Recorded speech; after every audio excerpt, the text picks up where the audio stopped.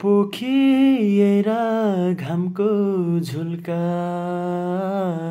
भरि सङ्घारैमा तिम्रो जिन्दगीको ढोका खोलु खोलु लाग्छ है, खोलु खोलु लाग्छ है।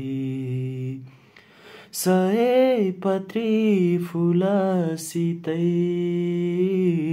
फक्री आँगनमा बतासको भाका टिपी बोलु बोलु लाग्छ है, बोलु बोलु लाग्छ है।